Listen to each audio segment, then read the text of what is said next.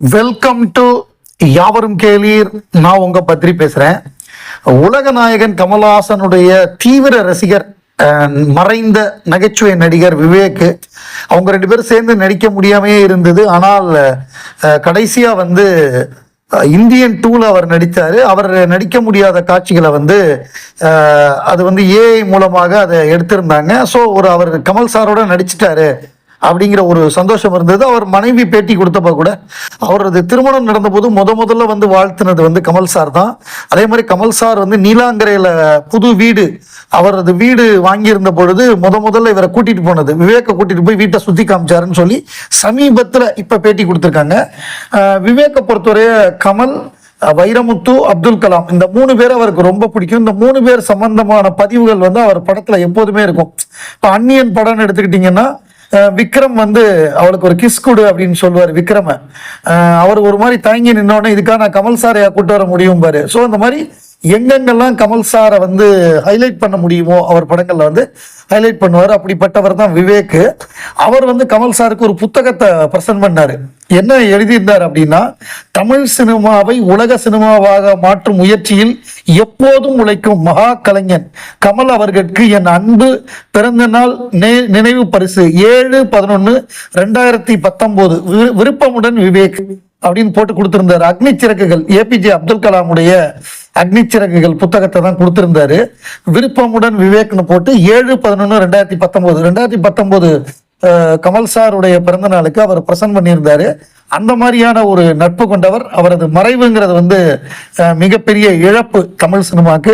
இன்னும் இருந்திருந்தாருன்னா இன்னும் நிறைய படங்கள்ல நடிச்சிருப்பாரு. கமல் சாருடையும் பல படங்கள்ல வேலை பார்த்திருப்பாரு. அது இல்லாம போனது அந்த கொரோனா காலகட்டத்தில் நம்ம நிறைய பேரை இழந்தோம். எஸ்பிபி மாதிரியான பெரிய ஜாம்பவான், நம்ம விவேக் மாதிரியான ஆட்கள் எல்லாம் இழந்தோம். இப்ப நம்ம இவரை பத்தி ஒரு வதந்தி வந்தது, நம்ம ஜேசுதாஸை பத்தி. அவர் அப்படிலாம் இல்லை, நான் நல்லா இருக்கேன், அமெரிக்கால இருக்கேன், நான் ஹெல்த்தியா இருக்கேன் அப்படின்னு சொல்லி அந்த வதந்திக்கு முற்றுப்புள்ளி வச்சிருக்காரு. அதை கேட்கிறப்ப கொஞ்சம் சந்தோஷமா இருக்கு. இன்னைக்கு எழுத்தாளர் சுஜாதா அவர்களுடைய நினைவு நாள், February 27. அவர் கடைசியா அந்த கற்றதும் பெற்றதும்ல எழுதியிருந்தாரு. அவருடைய 70 வயதுல அவருடைய லைஃப் எப்படி இருக்கு அப்படின்னு அந்த கட்டுரையில எழுதியிருந்த சில பகுதி, அதாவது எழுத்தாளர் சுஜாதாவின் கடைசி கால வரிகள். ஆரம்பத்தில் இளைஞனாக இருந்தபோது ஏரோப்ளேன் ஓட்டவும், கிட்டார் வாசிக்கவும், உலகை வெல்லவும், நிலவை விலை பேசவும் ஆசைப்பட்டேன். நாளடைவில் இந்த இச்சைகள் படிப்படியாக திருத்தப்பட்டு எளிமையாக்கப்பட்டு 70 வயதில் காலை எழுந்தவுடன் சுகமாய் பாத்ரூம் போனாலே சந்தோஷப்படுகின்றேன். வாழ்க்கை இவ்வகையில் ப்ரக்ரசிவ் காம்ப்ரமைஸ், படிப்படியான சமரசங்களால் ஆனது. இன்றைய தினத்தில் என் டாப் 10 கவலைகள் அல்லது தேவைகள் என்றால், முதலிடத்தில் உடல் நலம், மனநலம், மற்றவருக்கு தொந்தரவு தராமல் இருப்பது, இன்சொல், அனுதாபம், நல்ல காஃபி, நகைச்சுவை உணர்வு, 4 பக்கமாவது படிப்பது, எழுதுவது. இந்த பட்டியலில் பணம் இல்லை. கற்றதும் பெற்றதும் கட்டுரையில் சுஜாதா. ஸோ இந்த மாதிரி ஒரு கட்டத்துக்கு மேல நமக்கு சாப்பிட்ட உணவு செரிமானமானதே ஒரு பெரிய விஷயமாக ஒரு வயசுக்கு மேல ஆயிடும். வயதாக வயதாக ரொம்ப சிரமமாயிடும். அதுதான் சுஜாதா தன்னோட கட்டுரையில சொல்லியிருக்காரு. சுஜாதா விக்ரம் படம், விக்ரத்துடைய கதையை அவர் தான் எழுதினாரு. அந்த காலத்திலே அது ரொம்ப ஆம்பிஷியஸ் ப்ராஜெக்ட். 1 கோடி ரூபாய் பட்ஜெட்ல உருவான முதல் படம். ராஜபார்வைக்கு அடுத்து ராஜ்கமலுடைய 2வது படம். ராஜபார்வை ஹாசன் பிரதர்ஸ் அப்படிங்கிற பேர்ல வந்தது. அந்த படம் பெரிய வெற்றி பெறல. ஆனா விக்ரம் பெரிய வெற்றி பெற்றது.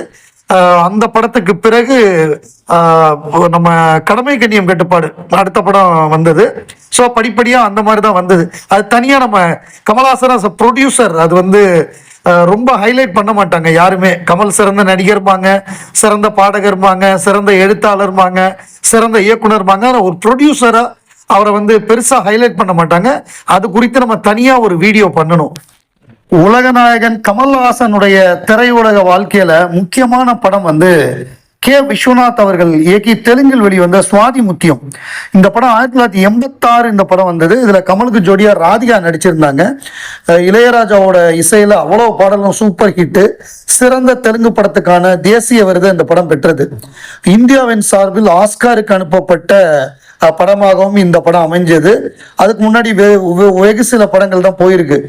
சிவாஜி நடித்த தெய்வ மகன் போயிருக்கு. அதுக்கப்புறம் இந்த படம் நம்ம சுவாதிமுத்தியத்தை பொறுத்தவரைய அது ஆஸ்காருக்கு போன ராசியா என்னமோ. அதுக்கப்புறம் அடுத்தடுத்து கமலுடைய படங்கள்லாம் ஆஸ்காருக்கு அனுப்பப்பட்டது. நாயகன், தேவர் மகன், குருதி புனல், இந்தியன், ஹேராம் என வரிசையாக கமல் படங்கள் ஆஸ்காருக்கு அனுப்பப்பட்டு அவருக்கு வந்து ஆஸ்கார் நாயகன், உலக நாயகன் அப்படிங்கிற பேர்லாம் அதனாலதான் வந்தது. கமல் படங்கள் ஆஸ்காருக்கு போனதுனாலதான் ஆஸ்கார் நாயகன் உலக லெவல்ல அவருக்கு அந்த பேர் கிடைச்சதுனால உலக நாயகன்கிற பட்டம்லாம் கிடைச்சது. இதே சுவாதிமுத்தியம் கதையை தான் பிற்பாடு நம்ம டாம் ஹேங்க்ஸ் நடிச்சு ஃபாரஸ்ட் கம்ப்னு எடுத்தாங்க 1994. அந்த படத்துக்கு வந்து 6 ஆஸ்கார் அவார்டு கிடைச்சது.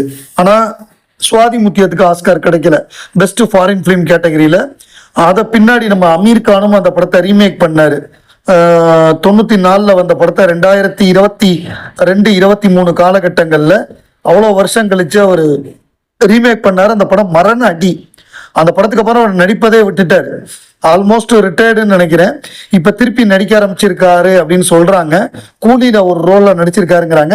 அதெல்லாம் எவ்வளவு உண்மைன்னு தெரியல. பட் அந்த படம் வந்து மிகப்பெரிய தோல்வி அவருக்கு, நம்ம அமீர் கானுக்கு. ஃபாரஸ்ட் கம்புடைய ரீமேக்கா லால் சிங் சட்டா அப்படிங்கிற படம் ஹிந்தியில வந்தது. அந்த லால் சிங் சட்டா வந்து பயங்கரமான மிசரபிள் டிசாஸ்டர்னு சொல்ற மாதிரி பட்டு தோல்வி அடைந்தது அந்த படம். ஸோ அதுக்கப்புறம் இப்போ அவர் பையனை வச்சு லவ் டுடே ரீமேக் பண்ணாரு, லவ் யாப்பா அப்படின்னு சொல்லி. அந்த படமும் பயங்கரமான தோல்வி. அதாவது நம்ம தமிழ்ல சிம்பிளா எடுக்கிற படத்தை 5 கோடி 6 கோடியில் எடுத்த படத்தை வந்து அவங்க 60-70 கோடி செலவு பண்ணி எடுப்பாங்க. பயங்கர பிரம்மாண்டமா. அந்த பாலிவுட் படங்கள் மாதிரி கேமரா எல்லாம் வேற எந்த படத்துலயும் இருக்காது. அவ்வளோ பிரமாதமா இருக்கும், கண்ணுக்கு குளிர்ச்சியா, அவ்வளோ சூப்பரா டெக்னிக்கலா பிரில்லியண்டா பண்ணுவாங்க. பட் கண்டென்ட் முக்கியம் இல்ல, கேமரா இதெல்லாம் மட்டும் இருந்து என்ன பண்றது? அந்த கண்டென்ட் மக்களுக்கு கனெக்ட் ஆகிற மாதிரி இருக்கணும்ல, அதில் மிஸ் பண்ணிட்டாரு. அமரன் திரைப்படம் 100வது நாளாக மிகப்பெரிய வெற்றி பெற்றது. அதற்கு அந்த விழாவில் வந்து ஜிவி பிரகாஷ் பேசினாரு. ஒரு திரைப்படம் வெற்றி அடைவதற்கு அந்த படத்தின் நோக்கம் மிகச்சரியாக இருக்க வேண்டும் என்பதை அமரன் திரைப்படத்தின் வெற்றி நிரூபித்துள்ளது. The intention of the movie, அதுதான் அந்த நோக்கம், எய்ம். அதை பத்தி சொல்லியிருக்காரு.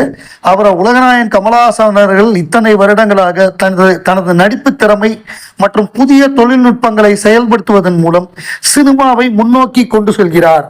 இது நீண்ட காலமாகவே சொல்றதுதான். சினிமாவுடைய எல்லா அட்வான்ஸ்மெண்ட்டும் கமலஹாசன் படங்கள்ல தான் நடக்கும். தமிழ் சினிமால அது என்ன புதுமையா இருந்தாலும் அது கமல் அதை முதல்ல செயல்படுத்துவார் அப்படின்னு ஒரு பாராட்டு அவருக்கு இருக்கும். அதே மாதிரி சாய் பல்லவி பேசும்பொழுது ஒரு நடிகராக திரு கமலஹாசன் அவர்கள் ஒவ்வொரு திரைப்படத்திலும் தொடர்ச்சியாக தன்னை புதுப்பித்துக் கொண்டிருப்பதை பார்க்கும் பொழுது மிகவும் பிரமிப்பாக உள்ளது. அது என்ன காரணம்னா, நம்ம ஒரு துறையில வந்து இவ்வளவு வருடங்கள், 65 வருடங்கள், கிட்டத்தட்ட 250 படங்கள். ஒரு கட்டத்துக்கு அப்புறம் இவரை வச்சு என்ன எடுக்கிறது? ஏற்கனவே நடிச்சதே திருப்பி எடுக்கிற மாதிரி வரும். ஆனா அப்படி பண்ணாமல் ஏதாவது ஒரு புதுசா ரீஇன்வென்டிங் ஹிம்செல்ஃப் அப்படிம்பாங்க. ஸோ அந்த ரீஇன்வென்டிங் பண்றதுல வந்து கமலஹாசனுக்கு நிகர் கமலஹாசன் தான்.